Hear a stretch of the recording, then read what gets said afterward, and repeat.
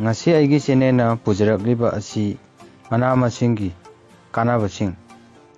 tilhw chabagi kannabasing tilhw da nutrient gi chang yamna wangna yawi adubu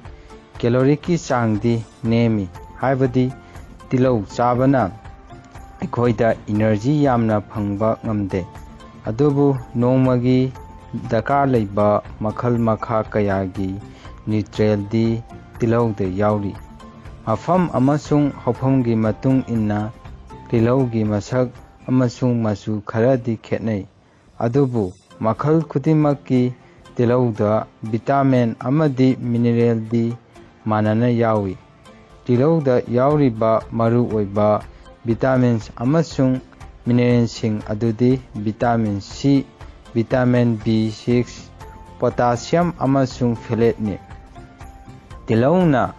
heart disease kayadagi ngakthokpa amadi masa phana thamba ngami tilhw na heart karamna ngak senge haibadu khangminasi karigumba miyoibagi iselda yauriba triglyceride amasung cholesterol asi chang yamna wangkhalaki singi wall sing asi thagalai amadi iselda yauba fatty acid ki chang adu nangsilaktuna stroke amadi heart attack disease kayagi horofam oirai adubu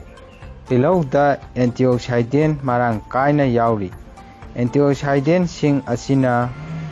ka hena wangkhalakpa triglyceride amasung cholesterol gi changbu hanthahanba ngami amasung heart attack stroke amadi disease kayadagi ngakthokpa ngami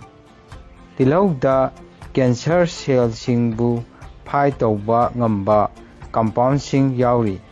hairiba compound sing adudi anthocyanin amasung quercetin ni khara hena masu ngangsenba tilhw sing asi anthocyanin amasung quercetin gi chang wangna yawi haibani maram asina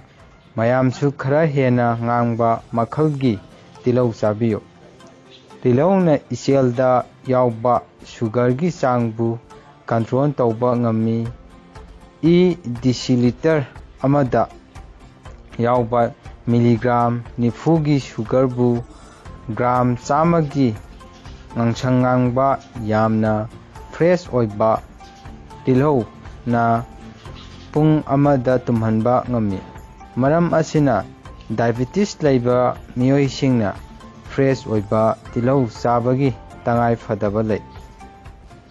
tilhw gi masumna miyoibagi sam hobagi chang asi yangkhat hanba ngami masi tilhw da sulfur amasung collagen yawanani sulfur amasung collagen yawana sambu hena musinhanba kunghanba thahanba amadi yamna yangna hauhanba ngamlibani hangam mula gi kannabasing hangam mula asi iron calcium amadi sodium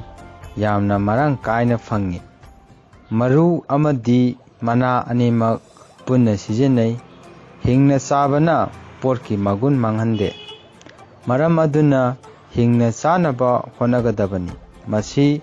thongdoklabadi magun manghalli hida oina sijinarabada makhal khara haijage madudi ahanbada hangam mula maru mana sijinarabadi ising chatpa paholi hakchangdagi phattaba thuna puthokpa ngami tagat tekpa hangam mula gi mahida thakpada nungsangi naba miyoi singna thakpada phahanba ngamli ahumsubada hangam mula managi mahi numit 15 supna nongmagi glass amamom thaklabadi hakchangda nungkup leiba tumhanbagi shakti phangi bladder da apomba hantahali ising chatpada naba amadi nungaitabada masina yamna kanaba pi ꯃꯔꯤꯁꯨꯕꯗ ꯈꯣꯟꯖꯦꯜ ꯇꯥꯕ, ꯈꯣꯟꯖꯦꯜ ꯁꯦꯡꯗꯕ, ꯂꯣꯛ ꯈꯨꯕꯗ ꯍꯪꯒꯥꯝ ꯃꯨꯂꯥꯒꯤ ꯃꯍꯤ spoon ꯑꯃ, ꯑꯗꯨꯒ ꯈꯨꯍꯤ spoon ꯑꯃꯒ, ꯑꯗꯨꯒ ꯀꯂꯥꯅꯤꯃꯨꯛ ꯈꯔ ꯌꯥꯟꯁꯤꯟꯗꯨꯅ ꯅꯣꯡꯃꯗ 3ꯂꯛ ꯊꯛꯂꯕꯗꯤ ꯀꯥꯟꯅꯕ ꯄꯤ꯫ ꯃꯉꯥꯁꯨꯕꯗ ꯅꯥꯄꯨ ꯆꯪꯕꯒꯤ ꯅꯥꯕ ꯃꯤꯗ ꯍꯪꯒꯥꯝ ꯃꯨꯂꯥꯒꯤ ꯃꯅꯥꯒꯤ ꯃꯍꯤ ꯑꯁꯤꯅ ꯍꯛꯆꯥꯡꯗ ꯀꯥꯟꯅꯕ ꯄꯤ꯫ ꯃꯁꯤ ꯂꯤꯇꯔ 1ꯗꯒꯤꯅ 2ꯒꯤ ꯆꯥꯡꯗ ꯂꯧꯒꯗꯕꯅꯤ, ꯑꯗꯨꯒ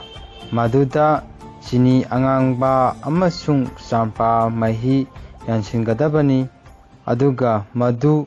ꯈꯔ ꯈꯔ ꯊꯛꯀꯗꯕꯅꯤ꯫ ꯇꯔꯨꯛꯁꯨꯕꯗ ꯃꯍꯨ ꯄꯥꯟꯕ ꯇꯤꯟ ꯀꯥꯡꯅ ꯆꯤꯛꯄꯗ ꯍꯪꯒꯥꯝ ꯃꯨꯂꯥ ꯍꯤꯡꯅ ꯁꯨꯒꯥꯏꯔꯒ ꯊꯣꯝꯂꯕꯗꯤ ꯆꯩꯅꯥ ꯍꯟꯊꯍꯜꯂꯤ ꯑꯃꯁꯨꯡ ꯐꯍꯜꯂꯤ꯫ ꯇꯔꯦꯠꯁꯨꯕꯗ ꯎꯟꯁꯥꯗ ꯑꯉꯧꯕ ꯄꯛꯄ, ꯃꯗꯨꯗ ꯍꯪꯒꯥꯝ ꯃꯨꯂꯥꯒꯤ ꯃꯔꯨ ꯑꯗꯨ ꯇꯛꯈꯥꯏꯔꯒ ꯚꯤꯅꯦꯒꯔ ꯌꯥꯟꯅꯔꯒ ꯑꯉꯧꯕ ꯄꯛꯄ ꯎꯟꯁꯥꯗ ꯊꯣꯝꯂꯕꯗꯤ ꯀꯥꯟꯅꯕ ꯄꯤ꯫